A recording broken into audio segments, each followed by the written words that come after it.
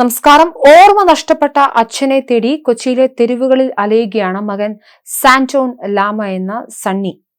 സണ്ണിയെ തേടിയെത്തുന്നത് വേദനിപ്പിക്കുന്ന വാർത്തകളാണ്. കളമശ്ശേരിയിൽ കണ്ടെത്തിയ അജ്ഞാത മൃതദേഹം സൂരജ് ലാമയുടേതെന്നാണ് സംശയം.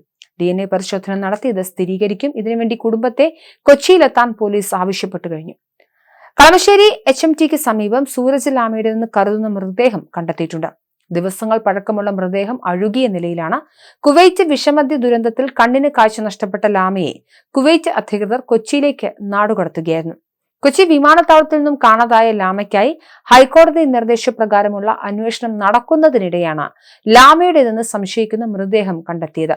ലാമയുടെ കുടുംബത്തോട് അടിയന്തരമായി കളമശ്ശേരിയിലെത്താൻ പോലീസ് ആവശ്യപ്പെട്ടിട്ടുണ്ട്.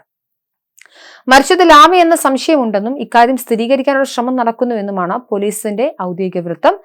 കുവൈറ്റിൽ ഹോട്ടൽ വ്യവസായിയും ബംഗളൂരു സ്വദേശിയുമായ സൂരജ് ലാമയെ ഈ മാസം 5-നാണ് കൊച്ചിയിൽ നിന്നും കാണാതെയായത്. അന്ന് പുലർച്ചെ 2:30 അൽജസീറ എയർവേസ് വിമാനത്തിലാണ് സൂരജ് കൊച്ചിയിലെത്തിയത്. കറുത്ത ടീഷർട്ടും കറുത്ത പാൻസുമാണ് കാണാതാകുമ്പോഴുണ്ടായ വേഷം. കയ്യിൽ പണമോ വസ്ത്രമോ ഇല്ല. ഉണ്ടായിരുന്നത് പാസ്പോർട്ട് മാത്രമാണ്. വിമാനത്താവളത്തിൽ നിന്നും പുറത്തു കടന്ന സൂരജ് ബസ്സിൽ ആലുവ മെട്രോ സ്റ്റേഷനിലെത്തി.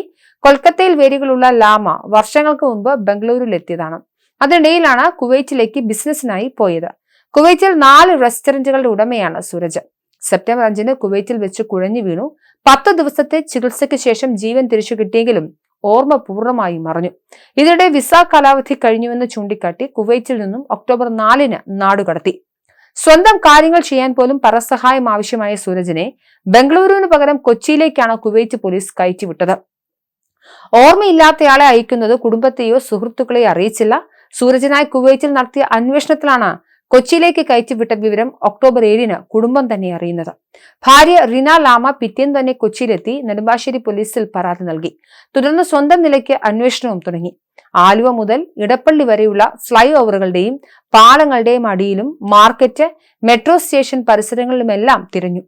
ഒക്ടോബർ 12-ന് മകൻ സണ്ണിയും കൊച്ചിയിലെത്തി. തിരച്ചിലേറെ നടത്തിയെങ്കിലും നിരാശയായിരുന്നു ഫലം.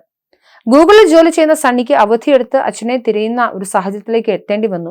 സൂരജ് ലാമയെ കണ്ടെത്താൻ ലുക്കൌട്ട് നോട്ടീസും പുറപ്പെടുവിച്ചിരുന്നു. നെടുമ്പാശ്ശേരി പോലീസാണ് വിവരങ്ങൾ നൽകാനുള്ള ഫോൺ നമ്പറുകൾ അടക്കം ലുക്കൌട്ട് നോട്ടീസ് പുറപ്പെടുവിച്ചിരിക്കുന്നത്. ലാമയെ കണ്ടെത്താൻ പ്രത്യേക അന്വേഷണ സംഘം രൂപീകരിക്കാൻ നേരത്തെ ഹൈക്കോടതി അടക്കം നിർദ്ദേശം നൽകിയിരുന്നു. ഇതിന്റെ അടിസ്ഥാനത്തിൽ ആലുവ DYSP TR രാജേഷിന്റെ നേതൃത്വത്തിലാണ് അന്വേഷണ സംഘം രൂപീകരിച്ചത്. ഇതിനിടെയാണ് പുതിയ വിവരം കിട്ടുന്നത്. പിതാവിനെ കണ്ടെത്തണമെന്നാവശ്യപ്പെട്ട് മകൻ സന്തൻ ലാമ സമർപ്പിച്ച ഹേബിയസ് കോർപ്പസ് ഹർജിയിലാണ് പ്രത്യേക അന്വേഷണ സംഘം രൂപീകരിക്കാൻ ജസ്റ്റിസുമാരായ ദേവൻ രാമചന്ദ്രൻ, MP സ്നേഹലത എന്നിവരുടെ ബെഞ്ച് നിർദ്ദേശം നൽകിയത്.